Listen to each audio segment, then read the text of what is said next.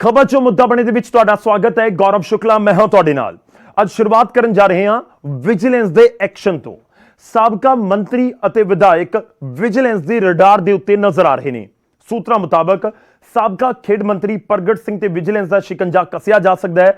तो उधर अमृतसर दे विच विजिलेंस दा एक्शन नजर आया ते दस्तक दित्ती गई ओपी सोनी यानी साबका उप मुख्यमंत्री दी नवीं बन रही कोठी दे उत्ते।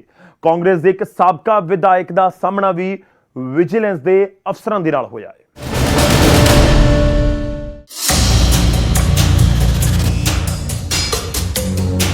मान सरकार दा भ्रिष्टाचार ते वार लगातार जारी है ते एक्शन वाले कदम बिना किसी रुकावट दे अगे वधाए जा रहे ने।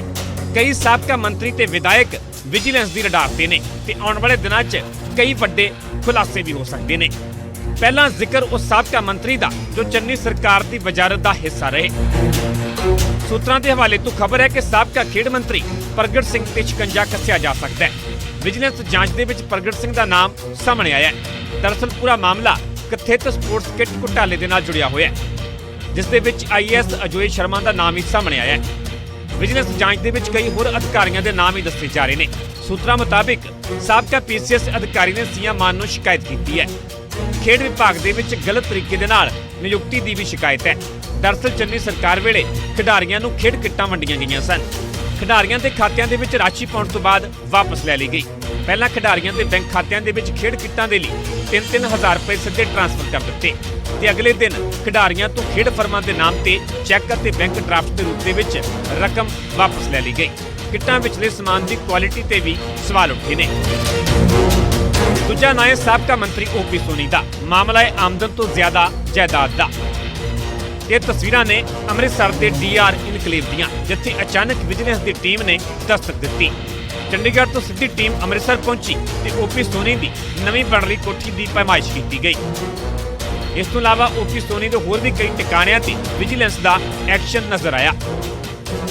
अज उन्होंने फार्म हाउस होटल आ एक गडाउन आ चंडीगढ़ तो टीम आई है जी अं उन्होंने प्रॉपर्टियां की असैसमेंट करा रहे हैं ਜਿਹੜੀਆਂ अज तक हुण तक सामने आईयां ने ਉਹਦੇ मुताबिक ही आ जी असैसमेंट की जा रही है। उधर साबका कांग्रेस विधायक कुशलदीप ढिल्लों का सामना भी विजिलेंस के नाल होया, जिन्हां नूं पुछगिछ दे लई फरीदकोट विजिलेंस दफ्तर बुलाया गया ते करीब 1 घंटे तक सवाल जवाब हुए ते किक्की ढिल्लों तो आमदन के स्रोतों बारे जानकारी मंगी गई। विजिलेंस के मुताबिक केस आमदन तो वध जायदाद मामले के नाल जुड़िया होया ते एक शिकायत के आधार पर साबका विधायक नूं तलब किया गया सी। ਵਿੱਤ ਤੋਂ ਵੱਧ ਜਾਇਦਾਦ ਬਣਾਉਣ ਬਾਰੇ ਬਿਨਾਮੀ ਜਾਇਦਾਦ ਵੀ ਜਿਹੜੀ ਕੋਈ ਕਿਸੇ ਦੇ ਨਾਂ ਤੇ ਬਣਾਉਣ ਬਾਰੇ ਜਿਹੜਾ ਸਾਡੇ ਕੋਲ ਹੈਗਾ ਅਸੀਂ ਉਹਦੀ ਵਿਜੀਲੈਂਸ ਦੇ ਜਿਹੜੇ ਪਰਫਾਰਮੇ ਆ ਉਹ ਭਰਨ ਵਾਸਤੇ ਦਿੱਤੇ ਗਏ ਆ, ਜਿਹਦੇ ਸਾਰੇ ਆਪਣੇ ਪ੍ਰਾਪਰਟੀ ਦੇ ਵੇਰਵੇ ਜਿਹੜੇ ਦਰਜ ਕਰਕੇ ਸਾਨੂੰ ਇਹਦੀ ਉਹ ਦੇਣਗੇ। इस मामले च कुशलदीप ढिल्लों ने भी अपनी सफाई दी है। एक बिजनेसमैन है, मेरा तो सब कुछ डिक्लेयर्ड है मेरी। सो असी तो हर एक साल आपदियां इनकम टैक्स रिटर्नस भरते हैं। सो मेरे को कुछ लुकाउण नूं नहीं है, सब कुछ ऑन पेपर ऑनलाइन है। सो जो इन्होंने चाहिए है जे पुछणगे साडे वकील साहब इन्होंने बना के, पर फिर भी जे इन्होंने कोई होर इन्फॉर्मेशन चाहिए है जो मंगोगे असीं दे देंगे। जिक्रयोग है कि इस तो पहला भी कई साबका मंत्री विजिलेंस की रडार पर आ चुके हैं ते कई मामलों के विच जांच जारी है कि हुण जो नवे नाम सामने आए ने आने वाले दिनों के इस नूं लैके भी कई खुलासे हो सकते हैं। रविंदर बराड़ दे नाल अमृतसर तो राजीव शर्मा ते फरीदकोट तो नरेश सेठी, न्यूज़ 18 पंजाब।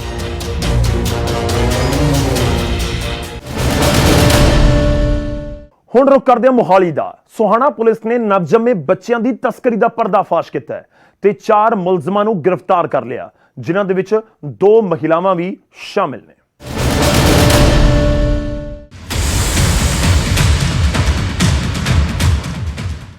पुलिस की गिरफ्त दे विच खड़े ये चारे मुलजम नवजन्मे बच्चों की तस्करी करते सी।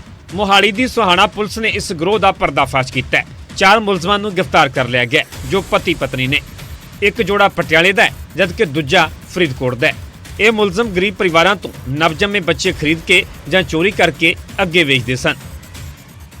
सानू बेसिकली अपने इन्फॉर्मेशन आई सी, सीक्रेट इन्फॉर्मेशन ते भी इदां बच्चों की नवजात बच्चों की तो थोड़े जे कई एज बच्चे भी होंगे उन्हों की अपने 2 बंदे मियाँ बीबी जड़े पटियाले तो 2 ही फरीदकोट तो सिगे ये बच्चों की सप्लाई करते सिगे ਗਰੀਬ ਬੰਦਿਆਂ ਕੋ ਚੋਰੀ ਕਰਕੇ ਵੀ ਤੇ ਕਿਤੇ ਕਈ ਵਾਰ ਉਹਨਾਂ ਨੂੰ ਵਰਗਲਾ ਕੇ ਵੀ ਉਹ ਕਰਕੇ ਤੇ ਬੱਚਿਆਂ ਨੂੰ ਵੇਚਦੇ ਸੀ ਜੀ। ਤੇ ਸਾਡੇ ਕੋਲ ਇਨਫੋਰਮੇਸ਼ਨ ਬੜੀ ਪੱਕੀ ਸੀਗੀ ਤੇ ਐਸਐਚਓ ਸੁਹਾਣਾ ਸਾਹਿਬ ਗੁਰਚਰਨ ਸਿੰਘ ਦੀ ਟੀਮ ਨੇ ਅਸੀਂ ਉੱਥੋਂ 86 87 ਦੇ ਜਿਹੜੇ ਚੌਂਕ ਚੋਂ ਇਹਨਾਂ ਨੂੰ ਫੜਿਆ ਹੈ। ਪੁਲਿਸ ਨੇ ਮੁਲਜ਼ਮਾਂ ਨੂੰ ਗ੍ਰਿਫਤਾਰ ਕਰਨ ਦੇ ਨਾਲ-ਨਾਲ ਇੱਕ ਨਵਜੰਮੀ ਬੱਚੀ ਨੂੰ ਬਰਾਮਦ ਕੀਤਾ ਹੈ, ਜਿਸ ਨੂੰ ਹਸਪਤਾਲ ਦੇ ਵਿੱਚ ਦਾਖਲ ਕਰਵਾਇਆ ਗਿਆ। ਇਹ ਜਿਹੜੀ ਬੇਸਿਕਲੀ ਪੈਸੇ ਲੈ ਕੇ ਹੀ ਇੱਕ ਨਵਜਾਤ ਬੱਚੀ ਵੀ ਸਾਡੇ ਕੋਲ ਬਰਾਮਦ ਹੋਈ ਹੈ 5 ਸਾਲ ਦੀ, ਉਹ ਵੀ ਫਰੀਦ 5 ਦਿਨ ਦੀ ਸੌਰੀ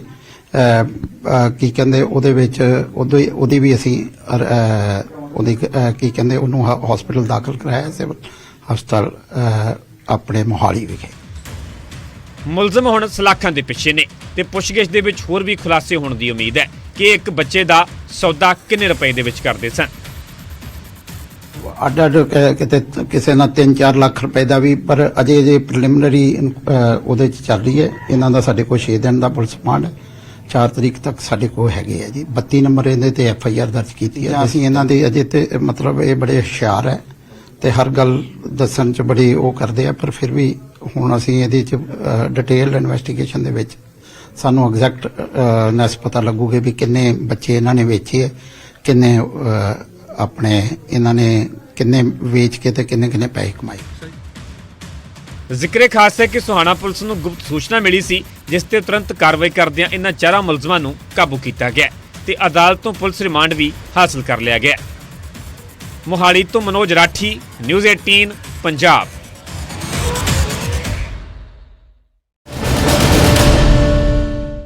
ਉਧਰ ਲੁਧਿਆਣਾ ਦੇ ਵਿੱਚ ਬੱਚਾ ਨਾ ਹੋਣ ਤੇ ਇੱਕ ਸ਼ਖਸ ਨੇ ਗਲਾ ਘੁੱਟ ਕੇ ਆਪਣੀ ਪਤਨੀ ਦਾ ਕਤਲ ਕਰ ਦਿੱਤਾ। 2 ਸਾਲ ਸਿਰਫ 2 ਸਾਲ ਪਹਿਲਾਂ ਹੀ ਉਹਨਾਂ ਦਾ ਵਿਆਹ ਹੋਇਆ ਸੀ। ਮ੍ਰਿਤਕਾ ਦੇ ਪਿਤਾ ਦੀ ਸ਼ਿਕਾਇਤ ਦੇ ਉੱਤੇ ਮੁਲਜ਼ਮ ਪਤੀ ਨੂੰ ਗ੍ਰਿਫਤਾਰ ਕਰ ਲਿਆ ਗਿਆ।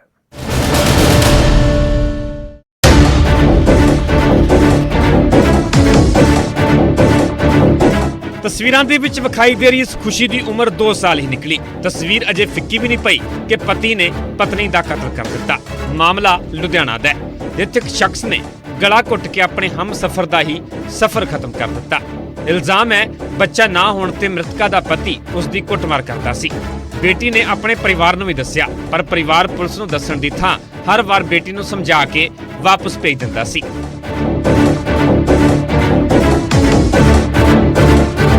मारपीट इन चीज़ों को लेकर था कि लड़के को 2 साल के अंदर कोई बच्चा नहीं हुआ था। वो कहते थे हम तो इसको छोड़ देंगे, हम तुमको मार देंगे, इसलिए झगड़ा होता है सर। पुलिस को संपर्क नहीं किया तो 2 आदमी साथ में लेकर समझाया गया आंदा गलती नहीं होगी।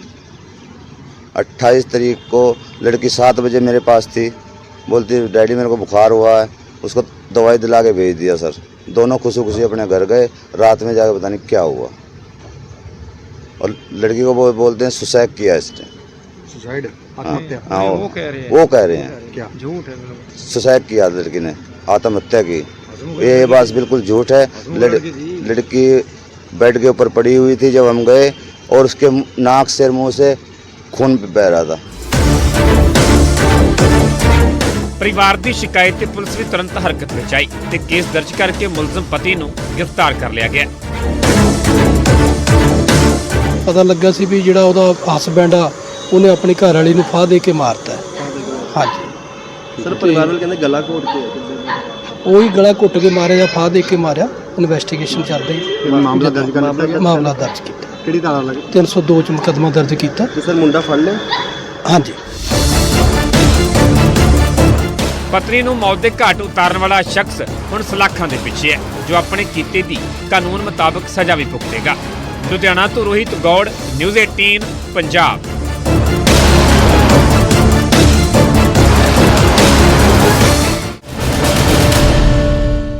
ਅਗਲੀ ਖਬਰ ਹੈ ਨਵਾਂ ਸ਼ਹਿਰ ਤੋਂ। ਰੋਪੜ ਨਵਾਂ ਸ਼ਹਿਰ ਟੋਲ ਪਲਾਜ਼ਾ ਦੇ ਉੱਤੇ ਜ਼ਬਰਦਸਤ ਹੰਗਾਮਾ ਹੋਇਆ ਤੇ ਇੱਕ ਬੱਸ ਚਾਲਕ ਨੇ ਤਲਵਾਰ ਤੱਕ ਕੱਢ ਲਈ। ਹਾਲਾਂਕਿ ਬਾਅਦ ਦੇ ਵਿੱਚ ਉਹਨਾਂ ਦੇ ਵੱਲੋਂ ਇਸ ਪੂਰੇ ਘਟਨਾਕ੍ਰਮ ਦੇ ਉੱਤੇ ਸਫਾਈ ਵੀ ਦਿੱਤੀ ਗਈ।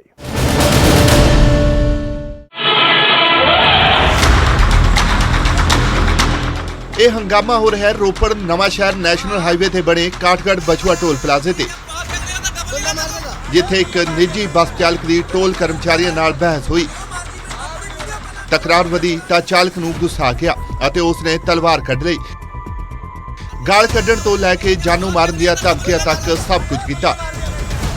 ਟੋਲ ਪਲਾਜ਼ਾ ਦੇ ਮੈਨੇਜਰ ਨੇ ਬੱਸ ਚਾਲਕ ਤੇ ਬਿਨਾਂ ਕਾਰਨ ਹਾਰਨ ਵਜਾਉਣ ਦੇ ਇਲਜ਼ਾਮ ਲਗਾਏ ਅਤੇ ਕਿਹਾ ਕਿ ਟੋਲ ਪਲਾਜ਼ਾ ਦੇ ਕਰਮਚਾਰੀ ਤੇ ਬੱਸ ਚੜਾਉਣ ਦੀ ਕੋशिश ਕੀਤੀ गई।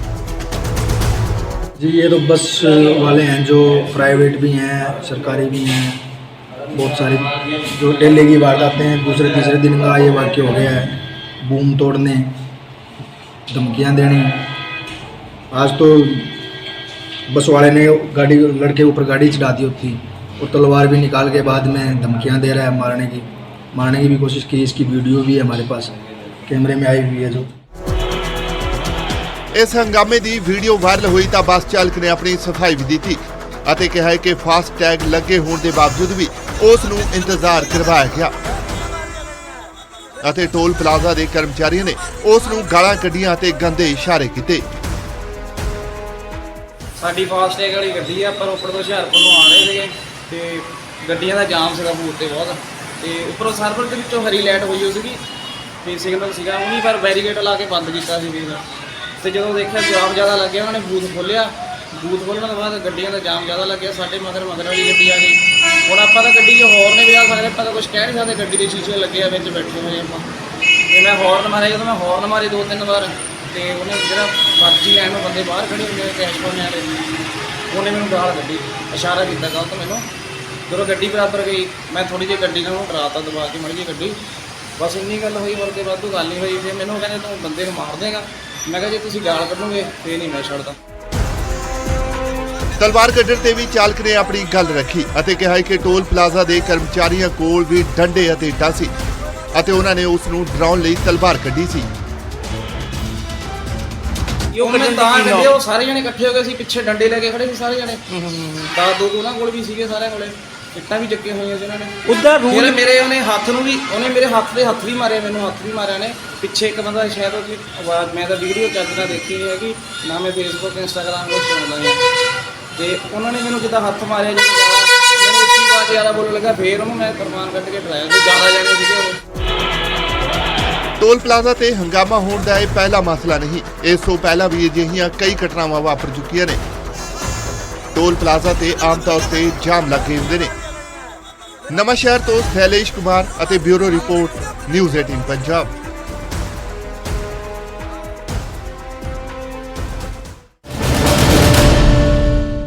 ਉਧਰ ਪੰਜਾਬ ਦੇ ਵਿੱਚ ਬੇਖੌਫ ਹੋਏ ਚੋਰਾਂ ਨੇ ਦੋ ਵੱਖ-ਵੱਖ ਥਾਵਾਂ ਦੇ ਉੱਤੇ ਚੋਰੀ ਦੀਆਂ ਘਟਨਾਵਾਂ ਨੂੰ ਅੰਜਾਮ ਦਿੱਤਾ। ਫਗਵਾੜਾ ਦੇ ਵਿੱਚ ਇੱਕ ਦੁਕਾਨ ਦੇ ਵਿੱਚੋਂ ਨੋਟਾਂ ਦੇ ਹਾਰ ਚੋਰੀ ਹੋ ਗਏ, ਜਦਕਿ ਸਮਾਣਾ ਦੇ ਵਿੱਚ ਚੋਰਾਂ ਨੇ ਇੱਕ ਸਵੀਟ ਸ਼ਾਪ ਦੀ ਦੁਕਾਨ ਦੇ ਵਿੱਚੋਂ 1,80,000 ਰੁਪਏ ਦੇ ਉੱਤੇ ਖੱਤ ਸਾਫ਼ ਕਰ ਦਿੱਤਾ।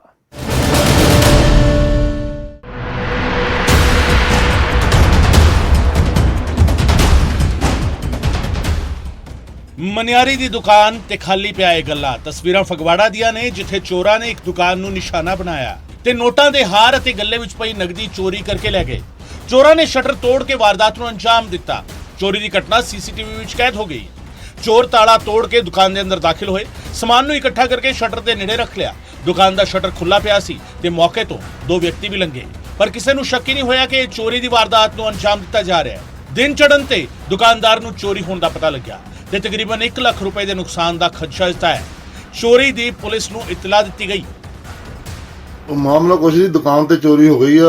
ਹਾਰ ਹੁਰ ਲੈ ਗਏ, ਨੋਟਾਂ ਦੇ ਕਾਪੀਆਂ ਪਈਆਂ ਸੀ, ਜਿੱਦਾਂ ਕੱਲੇ ਲਈਆਂ ਸੀ, ਕਿਸੇ ਨੂੰ ਦੇਣੀਆਂ ਸੀ, ਉਹ ਲੈ ਗਏ ਆ। ਸਾਰਾ ਕੁਝ ਲੈ ਗਏ ਆ। ਹਾਰ ਹੁਰ ਲਟਕਦੇ ਸੀ, ਸਾਰੇ ਹਾਰੇ ਲੈ ਗਏ ਜਾਂ ਗੱਲਾਂ ਤੋੜ ਕੇ ਗੱਲੇ ਚੋਂ ਮਾਲ ਲੈ ਗਏ। ਆਪਾਂ ਨੂੰ ਕਿੰਨੇ ਕੁ ਵਜੇ ਇਤਲਾਹ ਮਿਲੀ? ਆਪਾਂ ਨੂੰ 6:30 ਵਜੇ ਸਵੇਰੇ ਦਾ ਇਤਲਾਹ ਮਿਲੀ ਆ। ਤੇ ਪੁਲਿਸ ਸੂਚਨਾ ਦਿੱਤੀ? ਭਾਈ ਸਾਹਿਬ ਸੈਰ ਕਰਦੇ ਹੁੰਦੇ ਆ, ਉਹ ਚੱਲੇ ਸੀ ਤੇ ਉਹਨਾਂ ਨੇ ਦੱਸਿਆ ਕਿ ਇੱਦਾਂ ਦਾ ਦੁਕਾਨ ਦਾ ਸ਼ਟਰ ਟੁੱਟਾ ਆ।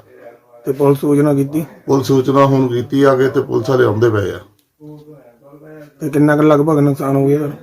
ਲਗਭਗ ਲੱਖ ਰੁਪਏ ਤੋਂ ਉੱਪਰ ਹੀ ਹੈ ਜੀ, ਜ਼ਿਆਦਾ ਤਾਂ ਹੈ ਨਹੀਂ। ਆਪਾਂ ਐਵੇਂ ਕਹੀਏ ਜਿੰਨਾ ਹੈ ਉਹਨਾਂ ਨੇ ਤੁਹਾਨੂੰ ਦੱਸ ਦਿੱਤਾ ਵਾ। ਤੇ ਹਾਰ ਕਿੰਨੇ ਕੁ ਲੱਗੇ? ਹਾਰ ਵੀ 60-70 ਹਜ਼ਾਰ ਦੇ ਹਾਰ, 30-40 ਹਜ਼ਾਰ ਦੀਆਂ ਕਾਪੀਆਂ ਲੈ ਗਏ ਬਸ ਸਾਰੇ। ਉਧਰ ਸਮਾਣਾ ਵਿੱਚ ਚੋਰ ਸਰਗਰਮ ਨਜ਼ਰ ਆਏ ਤੇ ਹਲਵਾਈ ਦੀ ਇੱਕ ਦੁਕਾਨ ਤੇ ਹੱਥ ਸਾਫ਼ ਕਰ ਗਏ। ਚੋਰ ਛੱਤ ਦੇ ਰਾਹੀਂ ਦੁਕਾਨ ਦੇ ਵਿੱਚ ਦਾਖਲ ਹੋਏ ਤੇ ਨਾ ਸਿਰਫ ਗੱਲੇ ਵਿੱਚ ਪਈ 1,80,000 ਰੁਪਏ ਦੀ ਨਕਦੀ ਚੋਰੀ ਕੀਤੀ, ਸਗੋਂ ਦੁਕਾਨ ਵਿੱਚ ਲੱਗੇ ਸੀਸੀਟੀਵੀ ਦਾ DVR ਵੀ ਨਾਲ ਹੀ ਲੈ ਗਏ। वारदात सवेरे आया जो मैं खोलिया इनू आके जो देखा दरवाज खुले पे दी सारे बइयां खिड़िया पईयां दियां थोड़े मोटे कागज पत्तर थल्ले डिगे पे दी आके देखा मत्था ठनक गया भी कहे की होया। फिर मैं फोन मारे यार किसी नूं भी इस तरह करके अपनी चोरी हुई है। जो देखा भी पैसे है नहीं उहदे पैसे थोड़े ज्यादा थी 1,80,000 थी। हाँ हाँ जी हाँ करी है जी सवेरे पुलिस वाले जाके आए चौकी जी आए थी जी दोबारा भी आए थी फिंगरप्रिंट भी ले गए जी। हाँ ले गए। ਮੌਕੇ ਤੇ ਪਹੁੰਚੀ ਪੁਲਿਸ ਨੇ ਮਾਮਲੇ ਦੀ ਜਾਂਚ ਆਰੰਭ ਦਿੱਤੀ ਹੈ। ਨੇੜੇ ਤੇੜੇ ਲੱਗੇ ਸੀਸੀਟੀਵੀ ਫੁਟੇਜ ਖੰਗਾਲੇ ਤੇ ਚੋਰਾਂ ਤੇ ਬਣਦੀ ਕਾਰਵਾਈ ਕਰਨ ਦੀ ਗੱਲ ਆਖੀ। ਉੱਥੇ ਕੋਈ ਰਾਤ ਨੂੰ ਪਿੱਛੇ ਦੀ ਛੱਤ ਉੱਪਰ ਦੀ ਬੰਦਾ ਕੋਈ ਨਾਮ ਨੂੰ ਵਿਅਕਤੀ ਚੜਿਆ ਉੱਪਰ ਦੀ ਕੁੰਡੀ ਖੋਲ ਕੇ ਥੱਲੇ ਵੜ ਗਿਆ ਦੁਕਾਨ 'ਚ ਤੇ ਦਰਾਜ ਵਿੱਚ ਦੀ ਉਹਨਾਂ ਦੇ ਦੱਸਣ ਮੁਤਾਬਕ ਅਸੀਂ ਮੌਕਾ ਵੇਖਿਆ, ਫੋਰੈਂਸਿਕ ਸਾਇੰਸ ਟੀਮ ਵੀ ਮੰਗਾਈ ਹੈ, ਫਿੰਗਰਪ੍ਰਿੰਟ ਵੀ ਲਏ ਨੇ। ਉਹਨਾਂ ਦੇ ਦੱਸਣ ਮੁਤਾਬਕ ਇਹ ਵੀ ਸਾਡਾ 1,80,000 ਰੁਪਇਆ ਦਰਾਜ 'ਚ ਪਿਆ ਸੀ ਸਾਡਾ ਜਿਹੜਾ ਚੋਰੀ ਹੋਇਆ ਤੇ DVR ਵਗੈਰਾ ਵੀ ਲੈ ਕੇ ਨਾਲ ਤੇ ਜਿਸ ਦਾ ਹੀ ਮੌਕਾ ਦੇਖ ਆਇਆ ਤੇ ਇਸ ਦੀ ਪੜਤਾਲ ਜਾਰੀ ਹੈ। ਪੁਲਿਸ ਭਾਵੇਂ ਚੋਰਾਂ ਦੇ ਖਿਲਾਫ ਸਖਤੀ ਕਰਨ ਦੇ ਦਾਅਵੇ ਕਰ ਰਹੀ ਹੈ ਪਰ ਲਗਾਤਾਰ ਹੁੰਦੀਆਂ ਚੋਰੀ ਦੀਆਂ ਵਾਰਦਾਤਾਂ ਕੁਝ ਹੋਰ ਹੀ ਤਸਵੀਰ ਪੇਸ਼ ਕਰਦੀਆਂ ਨੇ। ਫਗਵਾੜਾ ਤੋਂ ਸੁਰਿੰਦਰ ਕੰਬੋਜ ਅਤੇ ਸਮਾਣਾ ਤੋਂ ਪੁਰਸ਼ੋਤਮ ਕੌਸ਼ਿਕ ਦੀ ਰਿਪੋਰਟ, ਨਿਊਜ਼ 18 ਪੰਜਾਬ।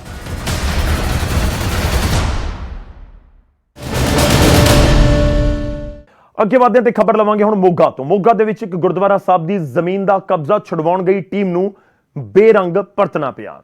ਲੋਕਾਂ ਨੇ ਗੁਰੂ ਘਰ ਤੋਂ ਬੀੜ ਸਾਹਿਬ ਚੁੱਕਣ ਦੇ ਲਈ ਹੋਰ ਸਮੇਂ ਦੀ ਮੰਗ ਕਰ ਦਿੱਤੀ ਤੇ ਪ੍ਰਸ਼ਾਸਨ ਨੂੰ ਮਸਲਾ ਹੱਲ ਕਰਨ ਦੇ ਲਈ ਵੀ ਕਿਹਾ।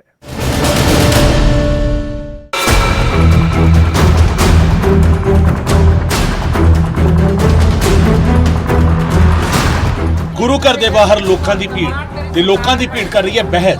ਮੌਕੇ ਤੇ ਤੈਨਾਤ ਪੁਲਿਸ ਮੁਲਾਜ਼ਮ। ਤਸਵੀਰਾਂ ਮੋਗਾ ਦੇ ਸਾਦਾ ਵਾਲੀ ਬਸਤੀ ਦੀਆਂ ਨੇ ਜਿੱਥੇ ਮੋਗਾ ਦੀ ਅਦਾਲਤ ਨੇ ਗੁਰਦੁਆਰਾ ਸਾਹਿਬ ਦੀ ਜ਼ਮੀਨ ਤੇ ਕਬਜ਼ਾ ਛੁਡਾਉਣ ਦਾ ਹੁਕਮ ਦਿੱਤਾ। ਦਲ ਬਲ ਦੇ ਨਾਲ ਕਬਜ਼ਾ ਲੈਣ ਦੇ ਲਈ ਪ੍ਰਸ਼ਾਸਨ ਦੀ ਟੀਮ ਮੌਕੇ ਤੇ ਪਹੁੰਚੀ।